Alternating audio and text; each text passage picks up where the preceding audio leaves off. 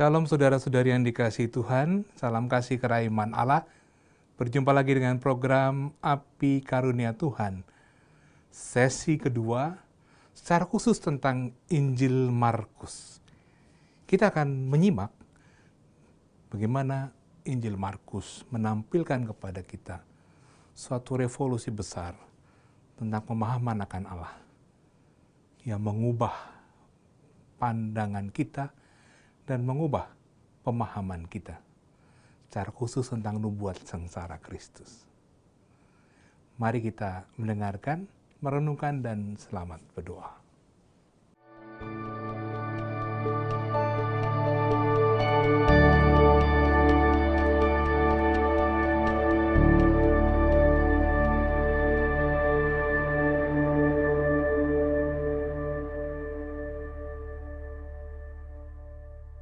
Saudari-saudara yang terkasih, sesudah pada percakapan yang lalu kita berusaha memahami ketiga Injil pertama, membandingkannya dengan Injil yang keempat, Injil Yohanes, kita mulai dengan mencoba memahami lebih dalam Injil Markus.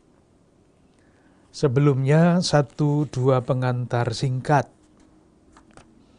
yang saya anggap penting dan saya duga, sekali lagi kalau saya salah saya senang, jarang dijelaskan di dalam kesempatan-kesempatan yang Markus ini tidak banyak digunakan. Alasannya sederhana, karena paling pendek dan semua yang diceritakan dalam tanda petik oleh Markus itu terdapat di dalam Injil Matius. Nah, kalau sudah membaca Injil Matius, kenapa harus membaca Injil Markus?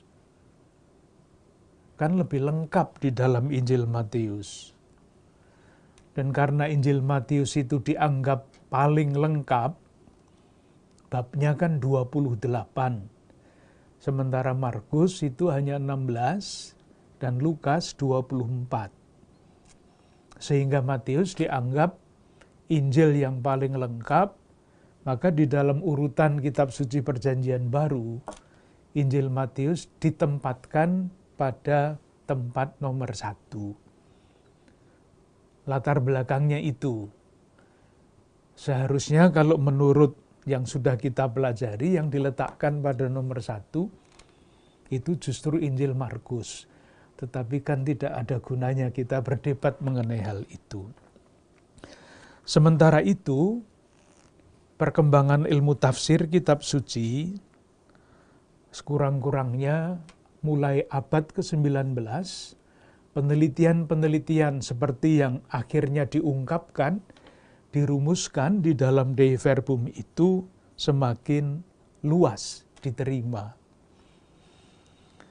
Nah, berkat dari penelitian-penelitian seperti itu, kesimpulan yang ditarik adalah Injil pertama itu, Injil Markus, adalah Injil yang paling lugu.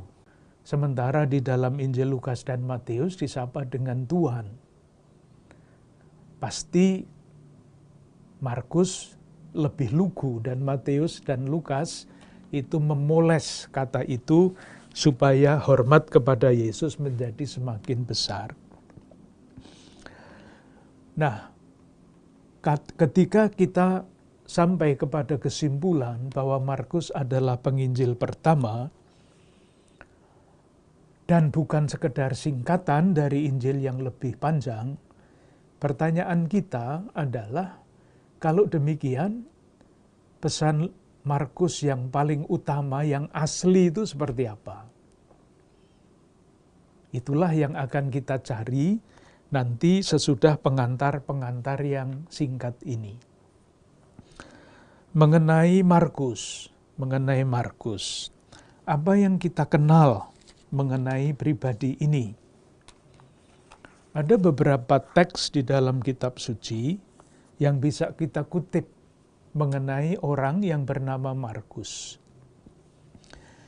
Yang pertama adalah surat Petrus. yang pertama. Surat Petrus yang pertama, bab 5 ayat 13. Saya baca begini. Salam kepada kamu sekalian dari kawanmu yang terpilih yang di Babylon, dan juga dari Markus anakku. Nah, menurut surat ini, salam ini dikirim dari yang disebut Babylon. Ini adalah tempat pembuangan Babylon. Di rupa-rupanya ketika menulis ini, pengarang surat ini berada di tanda petik Babylon di dalam penjara. Nanti dalam kesaksian yang muncul pada abad kedua, Markus ini disebut juru bicaranya Petrus. Petrus berbicara, mewartakan Injil di Roma, dan Markus mengikuti Petrus, dan banyak orang yang mendengarkan pewartaan atau khotbah-khotbah Petrus itu minta kepada Markus untuk memilih, untuk menulis apa yang dikhotbahkan oleh Petrus itu. Surat yang berikutnya adalah surat kepada orang Kolose. Bab 4 ayat 10. Ini suratnya Paulus. Surat kepada orang Kolose, waktu kita bicara tentang perjanjian baru, ini adalah surat yang ditulis dari penjara, salah satu. Nah, pada penutup dan salam, Kolose bab 4 ayat 10, Paulus menulis begini. Salam kepada kamu dari Aristarkus, temanku sepenjara. Paulus di penjara, dan dari Markus, kemenakan Barnabas. Tentang dia kamu telah menerima pesan, terimalah dia apabila ia datang kepadamu. Disebut lagi Markus, ditambah Markus ini adalah keponakannya Barnabas. Surat lain adalah surat kepada Filemon. Tidak ada babnya karena ini hanya kartu pos pendek. Ayat 24. Salam kepadamu dari Epafras, temanku sepenjara, karena Kristus Yesus, dan dari Markus. Disebut lagi Markus. Ini Markus yang sama, yang kemudian akan menulis Injil. Itu kalau kita lihat beberapa ayat dari surat-surat Paulus. Nah, informasi lain mengenai Markus kita temukan di dalam Kisah Para Rasul. Saya tunjukkan beberapa ayatnya. Bab 12, Kisah Para Rasul, ayat 12. Judulnya itu Petrus dilepaskan dari penjara, dan kisahnya begini.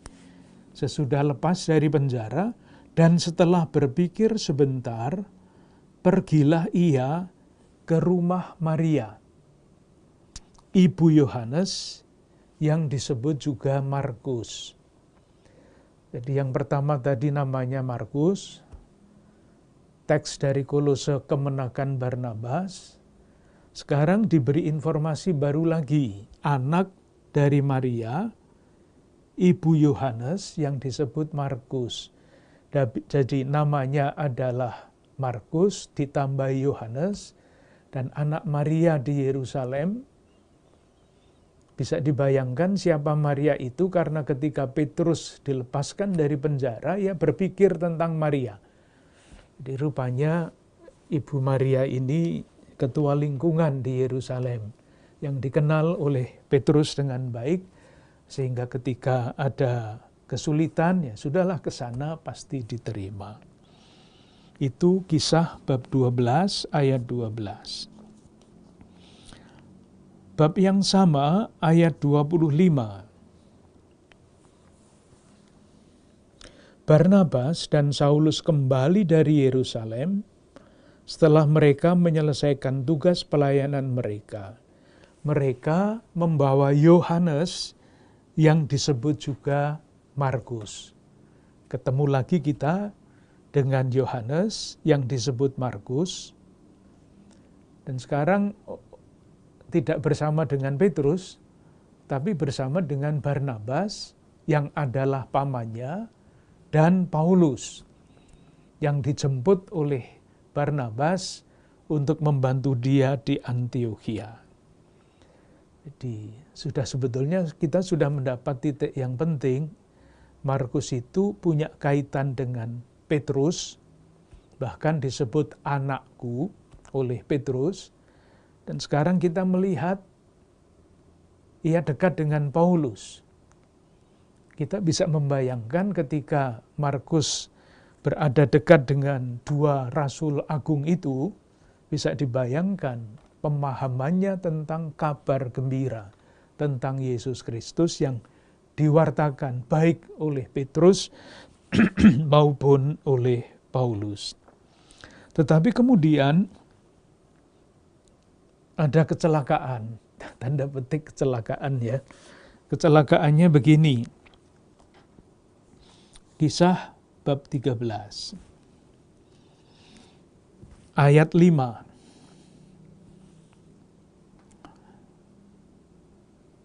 Setiba di Salamis, mereka memberitakan firman Allah di dalam rumah-rumah ibadat orang Yahudi.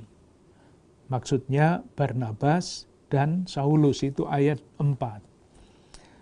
Dan Yohanes menyertai mereka sebagai pembantu mereka. Diajak, yang namanya Yohanes Markus ini, diajak di dalam perjalanan misi Barnabas dan Paulus. Nah, kecelakaannya ada di mana? Kecelakaan jangan diartikan macam-macam, tanda petik. Ayat 13.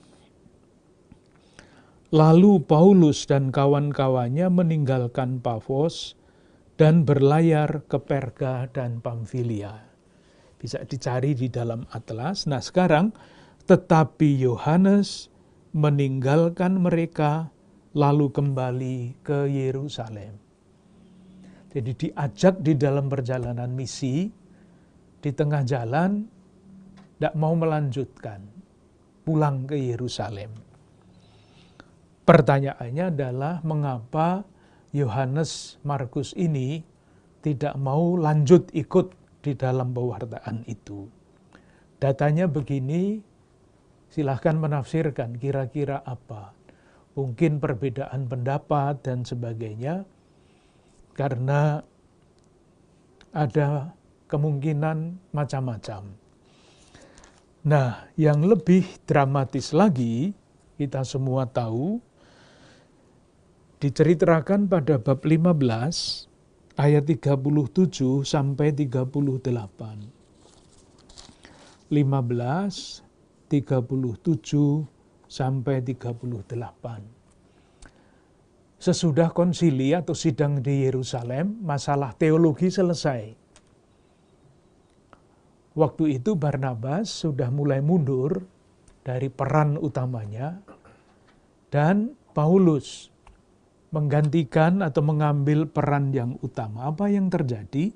Sebagaimana diceritakan di dalam Kisah Para Rasul, bab 15 ayat 35 sampai 41.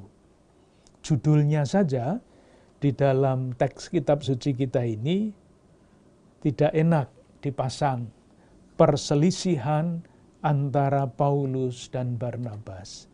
Sebetulnya ceritanya sederhana. Mulai dari ayat 36. Tetapi beberapa waktu kemudian berkatalah Paulus kepada Barnabas, "Baiklah, kita kembali kepada saudara-saudara kita di setiap kota, di mana kita telah memberitakan firman Tuhan untuk melihat bagaimana keadaan mereka." Saulus mengajak Barnabas, mari kita kunjungi jemaat-jemaat yang sudah kita dirikan.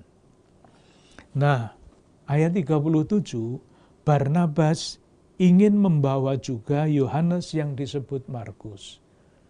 Ini yang diajak di dalam perjalanan sebelumnya, tetapi kemudian tidak mau melanjutkan. Nah, ketika Barnabas ingin mengajak Markus, Paulus tidak mau. Ayat 38, tetapi Paulus dengan tegas berkata bahwa tidak baik membawa serta orang yang telah meninggalkan mereka di Pamfilia dan tidak mau turut bekerja bersama-sama dengan mereka. Paulus marah, ingat pengalaman masa lampau, belum memaafkan rupa-rupanya. Maka tidak mau daripada ngajak orang itu, pergi saja sendiri. Akhirnya dia mengajak orang lain.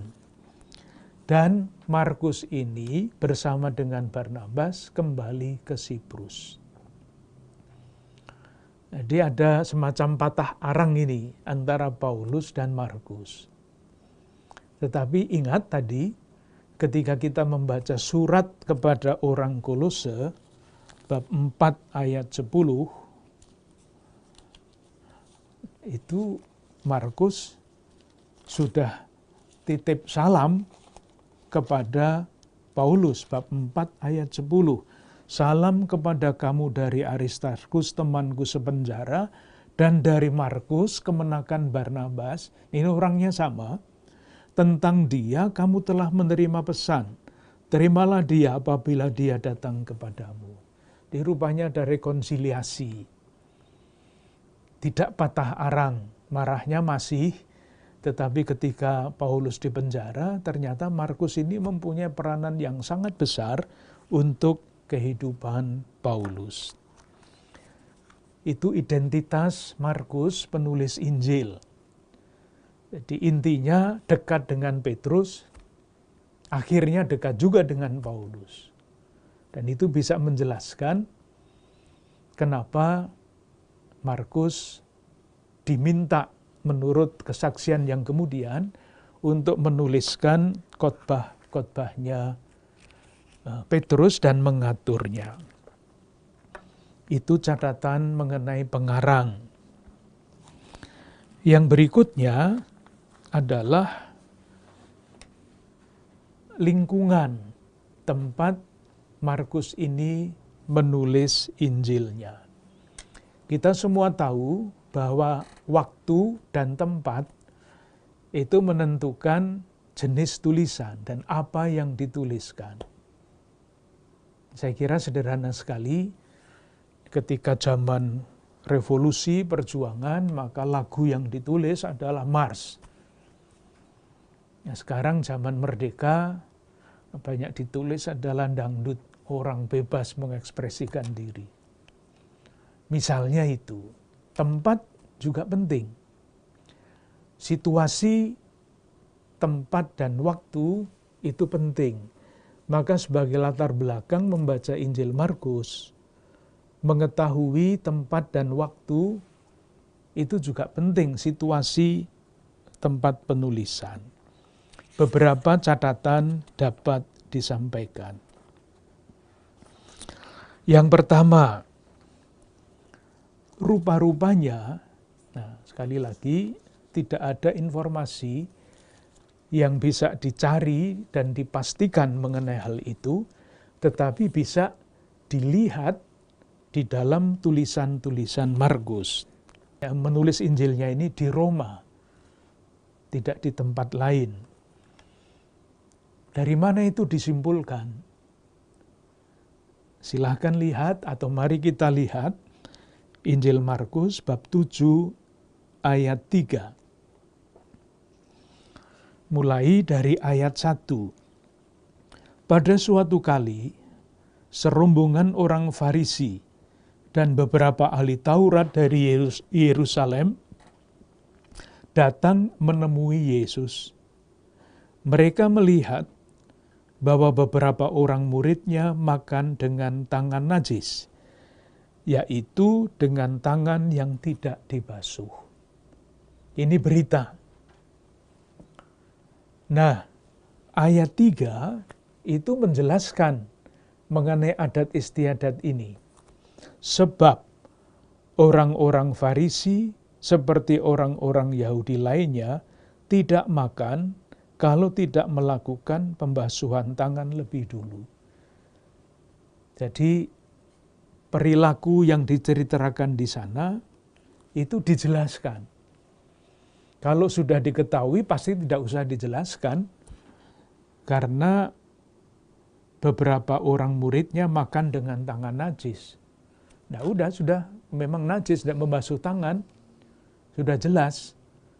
Tetapi karena jemaat yang dikirimi atau yang menggunakan Injil Markus ini tidak ngerti adat, moga-moga tidak terlalu ruwet. Kalau sesuatu sudah jelas, tidak usah dijelaskan. Mengapa di sini ada penjelasan? Ya karena orang yang membaca itu tidak ngerti adat istiadat ini. Itu ciri jemaat yang dituju pertama-tama oleh Injil Markus. Yang kedua, bisa diandaikan bahwa jemaat itu merasa mengalami penganiayaan, menderita karena penganiayaan. Ingat akan Kaisar Nero yang sangat kejam, yang membakar kota Roma, lalu kesalahannya ditimpakan kepada murid-murid Yesus, sehingga ada penganiayaan besar-besaran terhadap orang-orang pengikut Kristus di Roma. Ingat bagaimana Yerusalem pada tahun 70 dihancurkan oleh tentara Roma. Itu ada di belakang, di latar belakang peristiwa-peristiwa itu.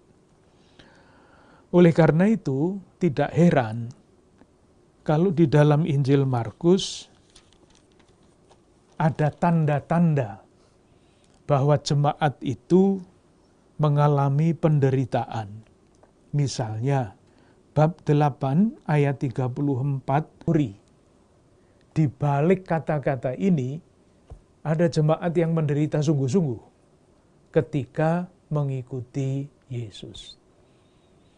Nah, kalau kita memahaminya seperti itu, lalu ketika kita membaca teks-teks seperti ini, bayangan kita atau fantasi kita dalam arti yang baik menjadi semakin hidup. Oh, di balik cerita ini bukan nasihat saleh yang tanpa pengalaman.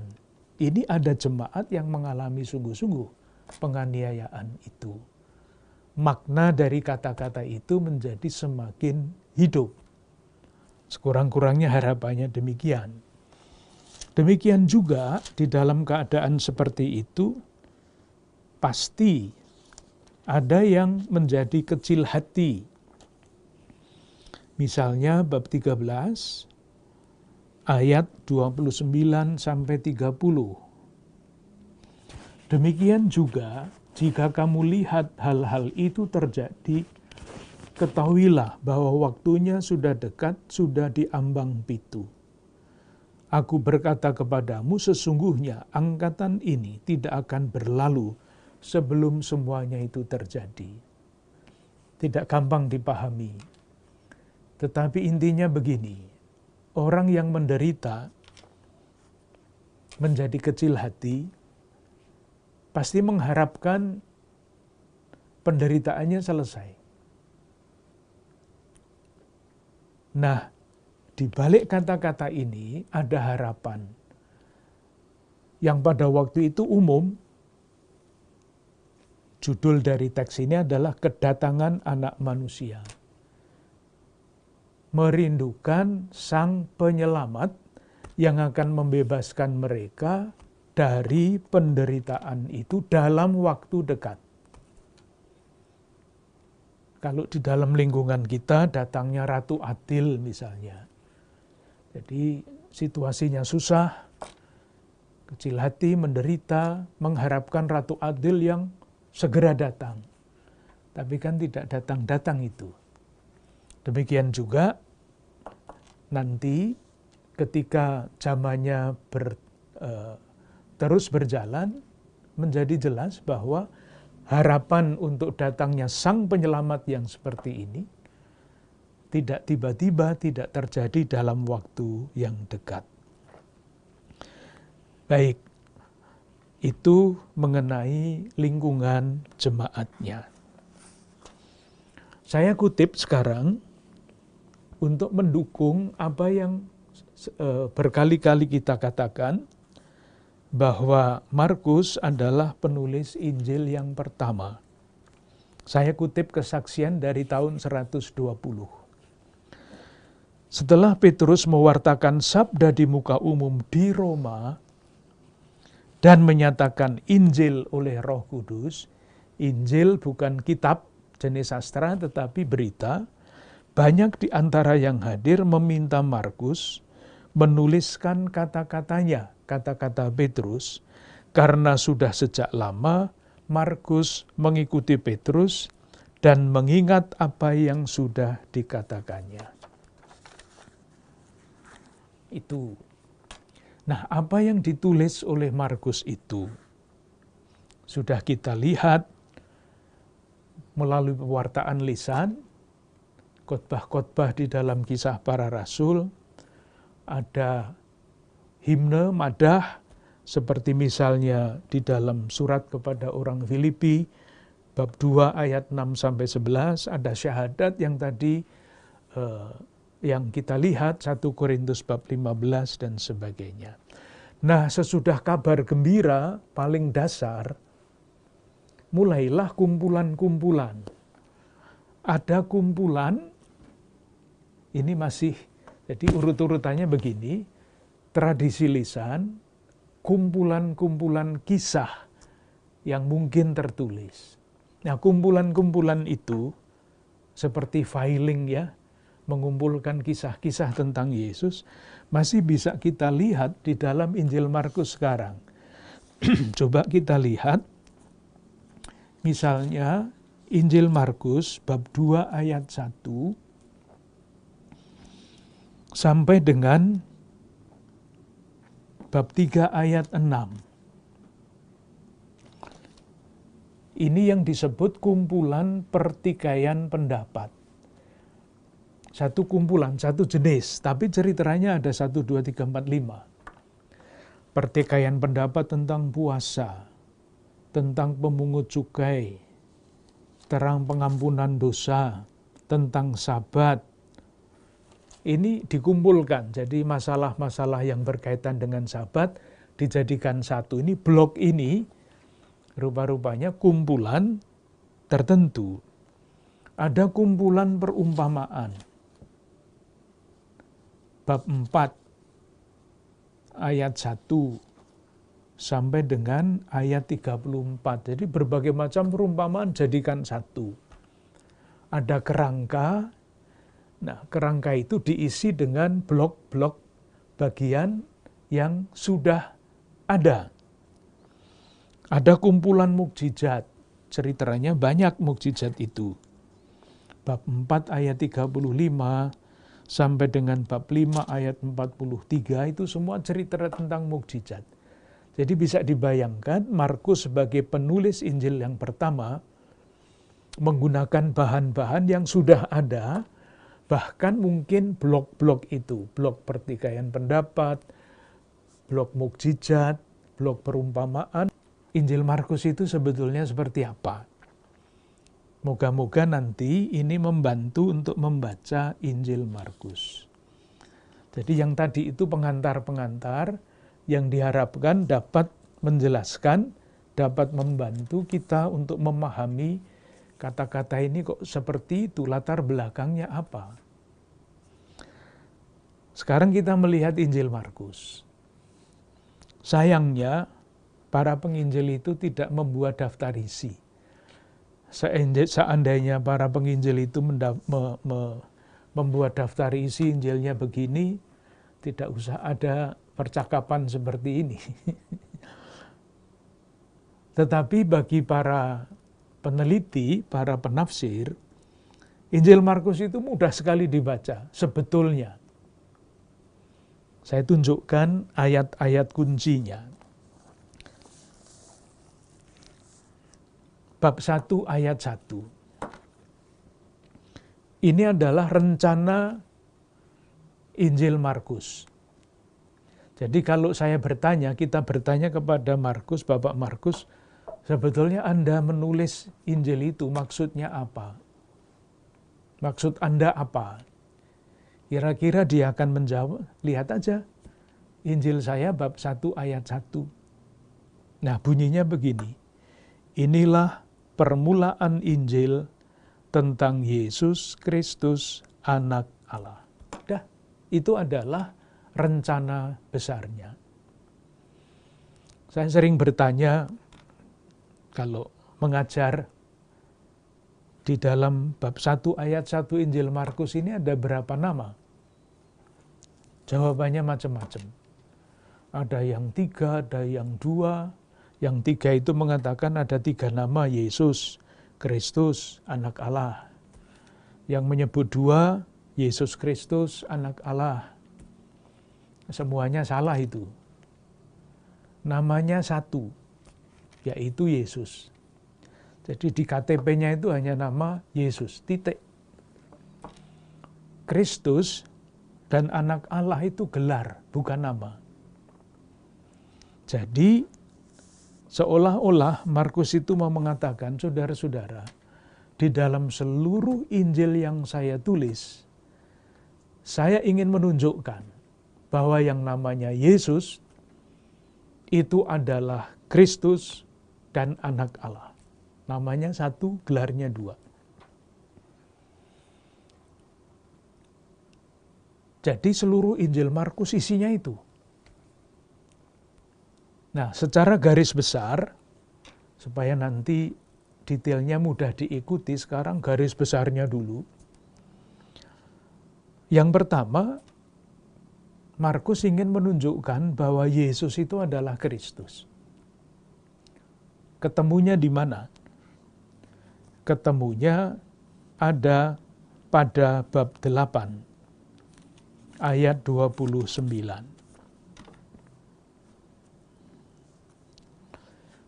Bab 8 ayat 29 dalam pengakuan Petrus. Ia bertanya kepada mereka, "Tetapi apa katamu, siapa aku ini?" Maka jawab Petrus, "Engkau adalah Mesias." Mesias itu sama dengan Kristus, artinya yang diurapi. Kristus itu bahasa Yunani, Mesias itu bahasa Ibrani, isinya sama. Jadi, kalau Markus mengatakan, saya ingin menunjukkan bahwa Yesus adalah Kristus, ya ini. Ketemunya di situ. Engkau adalah Mesias. Itu kesimpulan pertama. Langkah pertama menunjukkan bahwa Yesus adalah Kristus. Lalu bagian yang kedua, saya juga ingin menunjukkan, kira-kira kata Markus begitu, bahwa yang Yesus adalah Kristus itu adalah Anak Allah. Di mana ketemunya? Ketemunya pada akhir Injil, yaitu pada bab 15 ayat 39. Waktu kepala pasukan yang berdiri di hadapan dia melihat matinya sedemikian, berkatalah ia, sungguh orang ini adalah Anak Allah. Itu ayat-ayat kunci di dalam Injil Markus. Jadi bab 1 ayat 1, inilah permulaan Injil Yesus Kristus Anak Allah. Markus mau mengatakan, saudara-saudara, dalam seluruh tulisan saya ingin menunjukkan bahwa Yesus adalah Kristus dan Anak Allah dalam 2 langkah. Saya kira tidak jelas itu ya. Gampang sekali karena kata-katanya diulang. Nah, sekarang kita lihat bagaimana memperkenalkan Yesus itu dilakukan oleh Markus. Bagian pertama, prosesnya. Jadi proses memperkenalkan Yesus sebagai Kristus. melalui pernyataan, Yesus ditampilkan sebagai yang bersabda dan berkarya. Kita semua sudah tahu itu. Ambil saja contoh Markus bab 2 ayat 1 sampai 12. Sabda itu menjelaskan apa yang dikerjakan. Kalau tidak dijelaskan dengan sabda yang dikerjakan oleh Yesus, tidak jelas. Misalnya, bab 2 ayat 1 sampai 12. Ini kan judulnya orang lumpuh disembuhkan. Karya Yesus adalah menyembuhkan orang lumpuh. Nah, arti penyembuhan itu apa? Kan penyembuhan itu bisa macam-macam. Nah, di dalam kisah ini, penyembuhan orang lumpuh itu dijelaskan dengan sabda, kata-kata Yesus, yaitu ada pada ayat 9 dan 10, ayat 10. Tetapi supaya kamu tahu bahwa di dunia ini anak manusia berkuasa mengampuni dosa. Jadi yang menyembuhkan ini bukan dukun biasa. Yang menyembuhkan ini adalah anak manusia yang berkuasa mengampuni dosa. Sabda dan karya. Yesus menyatakan diri. Ditampilkan oleh Markus, Yesus menyatakan diri dalam sabda, dalam karya. Sabda yang menjelaskan karya. Nah, anehnya, dari satu pihak, Markus itu menampilkan Yesus yang menyatakan diri. Tapi dari lain pihak, ketika diketahui berada di dalam rumah ibadat, ayat 23, pada waktu itu di dalam rumah ibadat itu ada seorang yang kerasukan roh jahat. Orang itu berteriak, "Apa urusanmu dengan kami, hai Yesus orang Nazaret? Engkau datang hendak membinasakan kami. Aku tahu siapa engkau, yang kudus dari Allah." Yang mengenal Yesus itu pertama kali bukan orang, tapi setan. Roh jahat. Lalu pada ayat 25, tetapi Yesus menghardiknya, katanya, "Diam, keluarlah daripadanya." Pernah mendengar penjelasan bedanya setan dengan manusia? Ini bukan pendapat saya, ini pendapatnya Santo Agustinus. Setan itu punya pengetahuan, tetapi tidak punya kasih. Kalau manusia itu punya pengetahuan sedikit, tapi juga punya kasih sedikit. Jadi manusia semakin berkembang harapannya di dalam kasih, kalau setan tidak bisa berkembang di dalam kasih itu. Jadi kalau orang tidak punya kasih itu artinya sama dengan silakan meneruskan sendiri. Perintah diam itu diulang-ulang. Bab 3 ayat 11. Misalnya, bila mana roh-roh jahat melihat dia, mereka jatuh tersungkur di hadapannya dan berteriak, "Engkaulah anak Allah." Tetapi selalu dikatakan dengan keras, ia melarang mereka memberitahukan siapa dia. Jadi aneh. Dari satu pihak mau diperkenalkan, atau mau memperkenalkan diri, dari lain pihak, jangan. Kalau dikenal, jangan dikatakan kepada siapapun. Bisa membayangkan ya ini di dalam, penulisan suatu kisah, membuat orang yang membaca itu kan tegang ya, ini siapa, sehingga membaca terus. Tidak berhenti di tengah jalan. Nah, tegangan itu menimbulkan pertanyaan yang sangat konkret. Saya ambil satu teks saja, bab 2 ayat 7. Bab 2 ayat 7.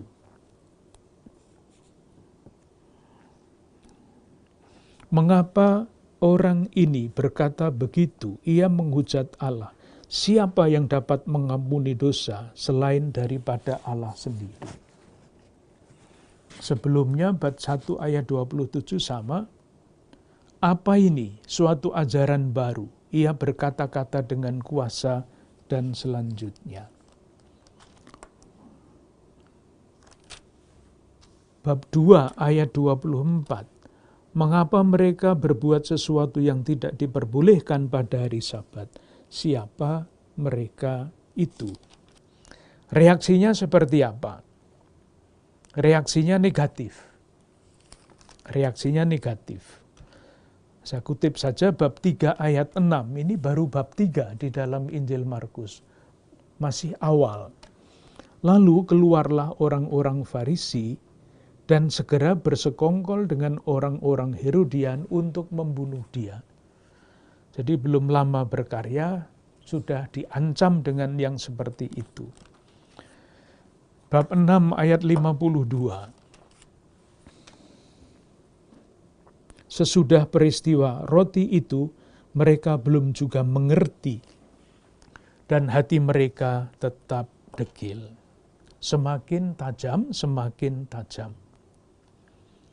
Nah, ketika situasi seperti itu, jadi mewahyukan diri, menyatakan diri, menyembunyikan diri, reaksinya negatif.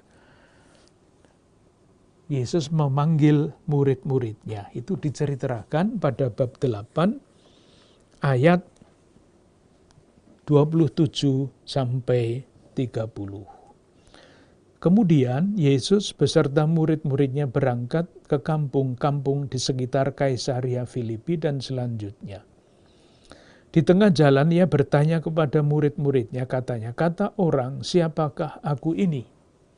Nah, sekarang mulai mewahyukan diri lagi. Akhirnya jawabannya adalah, engkau adalah Mesias.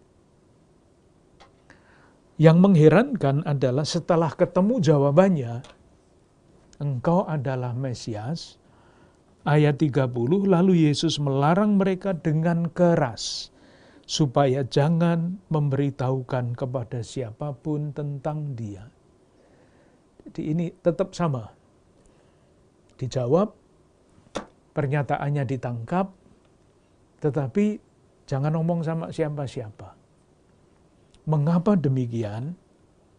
Jawabannya, jawaban Petrus ini menurut kata-kata benar. Ia memakai kata Mesias, Kristus. Tapi pertanyaannya adalah, Kristus yang macam apa menurut persepsi Petrus dan menurut persepsi Yesus Mesias? Nah, inilah yang harus dibenarkan. Jawaban Petrus itu baru benar secara verbal. Isinya, dia masih orang yang dididik di dalam perjanjian lama. Kalau omong tentang Mesias adalah Mesias yang berkuasa. Mesias yang menang. Mesias yang menghancurkan musuh, membebaskan umatnya. Nah, ini, faham ini yang akan dibetulkan pada bagian kedua. Itulah yang kita lihat kemudian.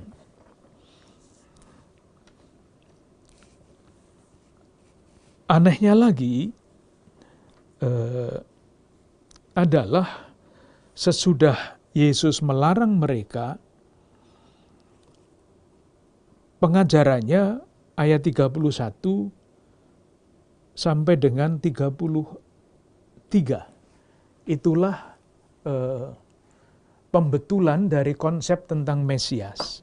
Bukan Mesias seperti dibayangkan oleh Petrus, tetapi seperti yang mau diwartakan oleh Markus.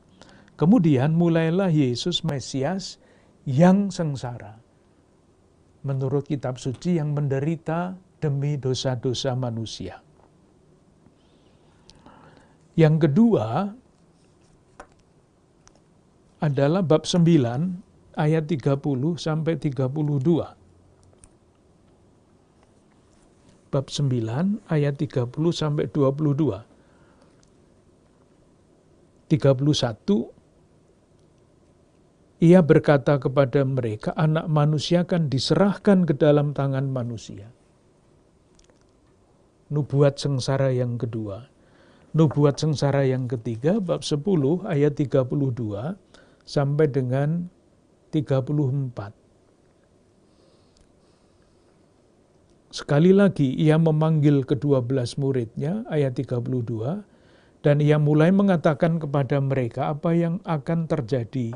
Katanya, sekarang kita pergi ke Yerusalem dan Anak Manusia akan diserahkan kepada imam-imam kepala dan selanjutnya.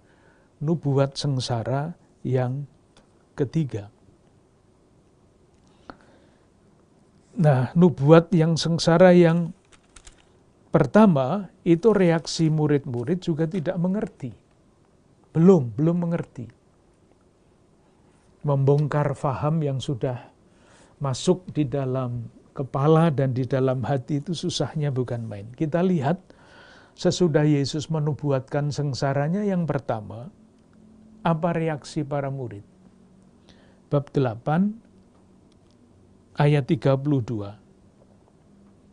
Hal itu dikatakannya dengan terus terang. Tadi masih melarang, jangan omong tentang ini. Nah, sekarang dengan terus terang. Reaksi Petrus seperti apa? Tetapi Petrus menarik Yesus ke samping dan menegur dia. Ini Petrus yang mengakui bahwa Yesus adalah Mesias, tetapi dengan pikirannya sendiri. Bukan Mesias sebagaimana Yesus adalah Mesias. Belum sambung. Yang kedua juga sama. Nubuat sengsara yang kedua, itu bab 9 ayat berapa tadi? 30 sampai 32. Reaksinya bagaimana? Ayat 32.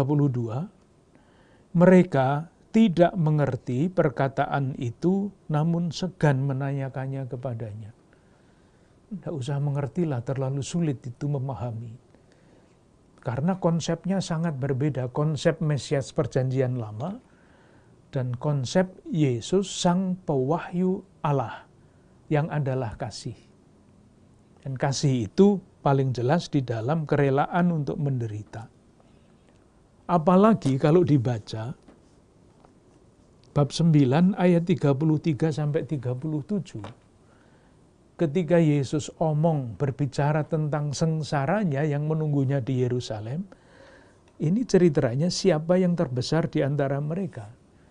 Yesus bicara tentang sengsara, murid-murid bertengkar mengenai siapa yang paling hebat di antara mereka. Tidak sambung. Yang ketiga sama, nubuat sengsara yang ketiga, bab 10. Ayat 32 sampai 34, itu nubuat sengsara. Sesudah itu ada cerita apa? Yesus menubuatkan sengsaranya, Yakobus dan Yohanes minta yang satu di kiri, yang lain di kanan. Kekuasaan. Tidak sambung. Nah, di dalam situasi seperti itu, nah ini hebatnya Markus maksud saya, dia menyusun kisah-kisah itu sedemikian rupa, murid-murid yang tidak mengerti itu tidak dibiarkan bodoh, tidak mengerti. Karena sesudah diceritakan murid-murid tidak mengerti, itu Yesus selalu mengajar mereka lagi. Jadi kalau melihat urut-urutan saja, bab 8 tadi, bab 8, Yesus menubuatkan sengsaranya,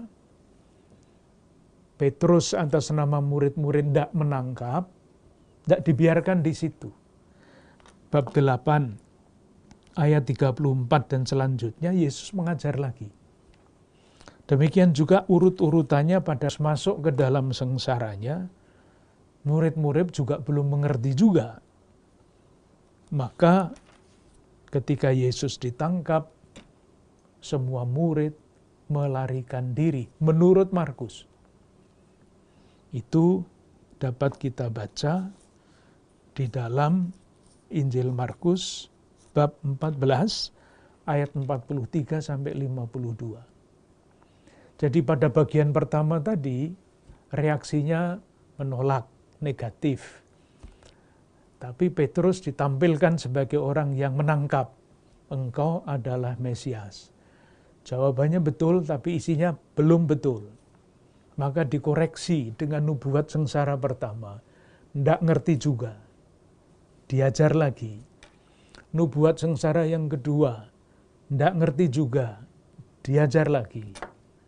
Nubuat sengsara yang ketiga. Nggak ngerti juga. Diajar lagi. Akhirnya Yesus ditangkap, semua lari. Petrus menyangkal. Nah, yang sangat menarik adalah ini. Ketika Yesus berada di salib, disitulah pengakuan siapa Yesus yang kedua. Inilah permulaan Injil Yesus Kristus, anak Allah. Pengakuan bahwa Yesus anak Allah itu tidak diberikan oleh murid-murid ketika Yesus melakukan mukjizat-mukjizat meredakan angin ribut misalnya, enggak. Tetapi justru ketika Yesus tergantung di salib, dinyatakan keyakinan iman, sungguh orang ini adalah anak Allah. Ini suatu revolusi besar di dalam faham mengenai Allah. Yang berbeda dibandingkan dengan faham para murid yang dibesarkan di dalam latar belakang Yahudi. Nah, sebetulnya dengan menulis Injil ini, Markus ingin menantang para pembacanya. Berani apa enggak mengakui bahwa Yesus itu anak Allah yang seperti ini? Kalau mengakui anak Allah ketika Yesus membuat mukjizat, itu gampang. Ketika dia mengusir setan, gampang. Tetapi ketika Yesus tergantung di salib, mati, dengan cara seperti itu, beranikah murid-murid menyatakan pengakuan imannya, sungguh orang ini adalah anak Allah. Revolusi besar di dalam faham teologi mengenai siapakah Allah itu. Dalam arti itu bisa dimengerti, seringkali Injil Markus itu dianggap Injil untuk para katekumen, calon baptis. Didampingi dengan Injil ini, diperkenalkan pelan-pelan siapa Yesus Mesias, dan akhirnya siapa Yesus anak Allah di kayu salib. Jadi kepada calon baptis itu kira-kira bayangannya begini, ini tidak bisa dijelaskan, ini hanya bisa diimani. Anda dengan menjadi calon baptis, berani apa enggak membuat loncatan iman, bukan pengetahuan. Loncatan iman, meninggalkan faham yang lama, Allah itu maha kuasa, mengalahkan musuh, menang dan sebagainya. Menjadi Allah yang seperti ini. Tidak bisa dipahami, hanya bisa diterima melalui loncatan iman. Nah, kita juga diajak untuk menurut Markus, oleh Markus, mengakui Yesus sebagai anak Allah yang mewahyukan Allah yang adalah kasih dengan cara seperti ini. Terima kasih.